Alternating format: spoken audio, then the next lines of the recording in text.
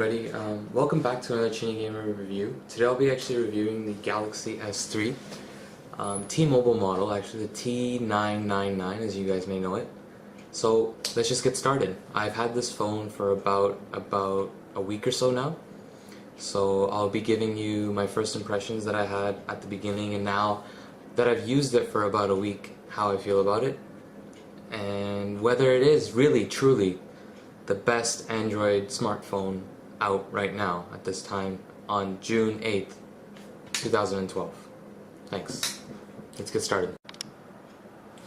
Alright, so getting right into the review, the Galaxy S3 is, I would say, if not the best smartphone, it has come really close to being the best smartphone, like the best Android smartphone there is on the market today, on July 8, 2012.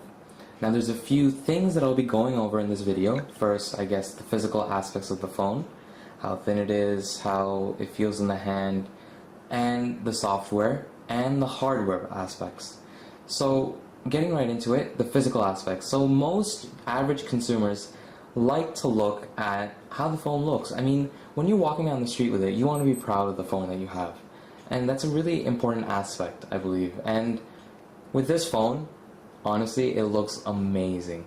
It has a great feel to it. It's light, it's thin, it fits in the pocket well, even though it might look big. If you're wearing a normal size jeans, for example, for a guy, it'll fit right in, it'll slip right in, and it'll stay there. And it's not a problem when you're sitting down, because it works. Girls, you can always put it in your purse, so it's not a big problem. On the outside, the bezel, now you can probably, if I focus in, focuses.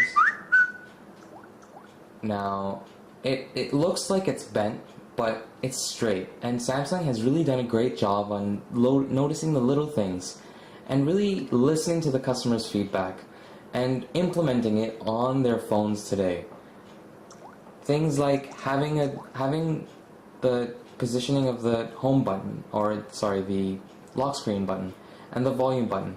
They were complaining in the Galaxy Nexus that they were having problems by mistakenly and accidentally touching it, including a notification LED that blinks when you get missed text messages, calls, when the phone is charging, when the phone is discharged. Having a universal home button in all the models, including a settings button, a home button, and a back button.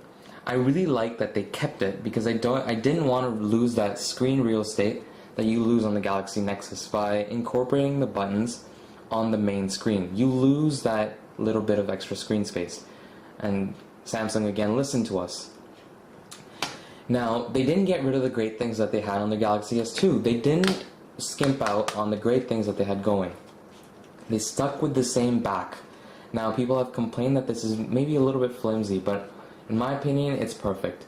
Because in the end, you really need usability, and durability can always be added using cases like the Insipios acrylic, the dual cover case. It includes a 2100 milliamp hour battery, which is great because, again, I'll go into battery life and the general usability.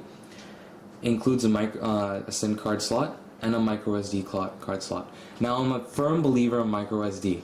I love micro SD because no matter what, cloud storage and Dropbox can't cover up physical storage. And I love including that 32 gig media card, because I can just take all my music, put it in, done. Having an 8 megapixel camera doesn't hurt either. They've stuck with the good formula that they had for the Galaxy S2. The speakerphone. Now, many reviewers actually don't talk about the speakerphone on phones, and I find that it's a really big thing for me. When I have a phone, I like to listen to music, and listening to music can make it better by having a great speakerphone on the phone itself. Samsung has done a great job on including a great speakerphone and keeping it compatible with the apps that are available on the Play Store, like Power Amp. It includes an LED flash, which is great because in low light situations you always need that. It's just a snap-on cover at the back, and it just lines right in. Now, most people might complain that this is a big phone, or if you guys have small hands, you might get it might just not work out. But for all you big hands, people with big hands, it just works. Samsung has done a great job on the software UI. They've really touched up TouchWiz. They made it fast, they made it responsive by switching into the dialer, for example. The dialer, even the small things like just typing in numbers and just going randomly, and that little even sound that comes on, the TouchWiz drops. It's just the small things have really made this phone an awesome phone. Switching between on the app drawer, not having to go straight into widgets, having continuous scrolling all across, and not having to go into the widgets. So you can select to go into the widgets, sure, and then drag and drop your desired widget onto your home screen. The screen, definitely, it might be a pentile screen, but it's a 720p screen, and really at that resolution, you don't even notice it. You don't even notice the pixelation that might occur because the pixels are so small. And they've done a great job implementing ICS on the Galaxy S3. If I wanted to actually choose the best implementation of ICS from a manufacturer, I would have to say Samsung got it right. They did it well, and they did it right. In terms of memory management, you hold down the power button and you get your task manager. And there's a whole bunch of apps, and of course custom ROMs are always an option. There's a whole community on XDA devoted to making it even a better phone, and there's so much potential with this phone. It does have the 1.5 GHz dual-core Snapdragon S4 processor with 2 gigs of RAM. The quad-core really doesn't make sense at this point because Android can't take advantage of that 4-core thing anyway. So even then, they've gotten it right. They've stuck with the processors that they know and have been tested, and they've just improved on it. They've improved the clock speeds, they've improved the battery life, so I honestly get about 14 to 16 hours on a full charge, and that's good enough. That's with medium usage, so turning on the screen, checking text messages, getting my emails, responding to them, having even Skype conversations with people, having voice calls, so even playing games, not having to worry about the games that are gonna drain your battery life. All in all, it is a great phone and definitely worth it. Just the price is a factor for me. It was quite expensive and it hurt the wallet, but you know what? In the end, it's worth it. Having these toggles, having the updated settings, and really making it user-friendly. What PhoneDog actually mentioned, for all you guys that follow PhoneDog on YouTube, they said that Android really, in the Galaxy S3, got it right, because a person switching from an iPhone will have a much easier time going from an iPhone to, for example, a Galaxy S3, because of its general usability. You don't have to be an Android Pro to use the Galaxy S3, whereas other phones did require a little bit of previous experience. And for all you people that do like the modding, do like customizing the Android, you haven't lost any of it. You're always able to install the custom launchers, like the Nova launcher or the Apex launcher. So all you advanced users, you're not losing anything either. So they've really found a good mix of incorporating the normal consumer, and the expert consumer. And they've really gotten it right. The icons aren't too big. They just take up the right space. There's enough gap between the apps and the app drawer and the dock icons that you can actually see the wallpaper. It comes out. And just small stuff like this. Samsung has done a great job on incorporating everything.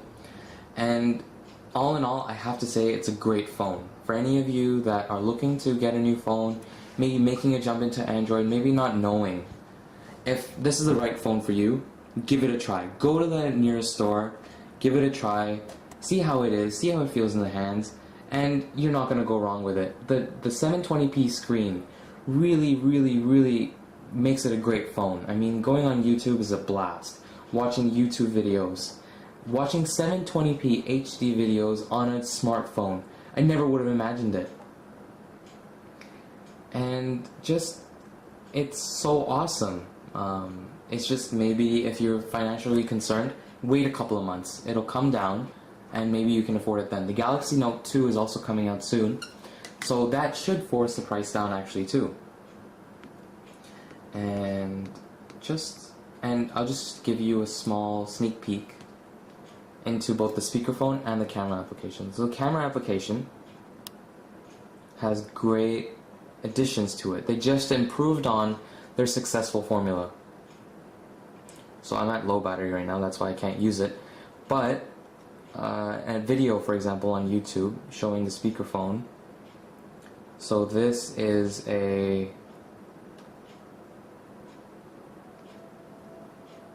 actually a video. I'm just going to show you Phone Dog, for example. Phone Dog.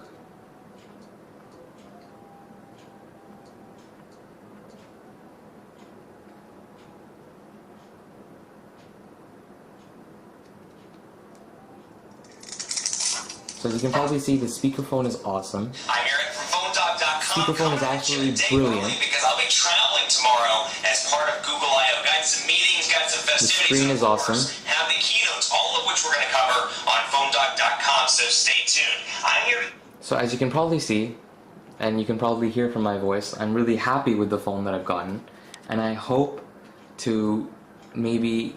I can't wait for actually the next Galaxy Note 2 to come out. I really want to see what Samsung does with it. They stuck with the good things and just improved on it, and it's a great phone. So for any of you looking to get a new phone, I would definitely make an A+ recommendation. Alright, this was ChinnyGamer with the review of the Galaxy S3. Keep watching, subscribe if you like my videos, like it if you like my videos, leave comments so I know what to improve on. And I'll catch you next time. Peace.